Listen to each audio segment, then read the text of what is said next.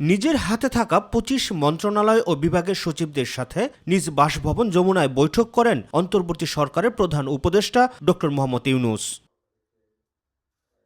বেলা ১১:১৫ থেকে শুরু হয়ে বৈঠকটি চলে ১:১০০ পর্যন্ত। এ সময় বেশ কিছু নির্দেশনা দেন তিনি। বৈঠক শেষে সচিবালয়ে আয়োজিত ব্রিফিংয়ে বৈঠকের বিস্তারিত তুলে ধরেন জনপ্রশাসন মন্ত্রণালয়ের সিনিয়র সচিব মেজবাহ উদ্দিন চৌধুরী। তিনি বলছেন অগ্রাধিকার নির্ধারণ করার জন্য এই মুহূর্তে আমাদের অগ্রাধিকার কোন বিষয়গুলো আছে সেগুলো নির্ধারণ করে অগ্রাধিকার ভিত্তিতে কাজ করার জন্য তিনি নির্দেশনা দিয়েছেন। আর স্বচ্ছতা এবং এটা হচ্ছে সংবেদনশীলতার সাথে কাজ করা, এটাকে গুরুত্ব দেওয়ার জন্য তিনি নির্দেশনা দিয়েছেন, যাতে করে যারা যে মহৎ উদ্দেশ্য নিয়ে যে পরিবর্তন সেই উদ্দেশ্য সাধন হয় এবং উদ্দেশ্যকে আরও বেগবান করে সামনে এগিয়ে নিয়ে যাওয়া যায় সেই বিষয়ে তিনি নির্দেশনা দিয়েছেন।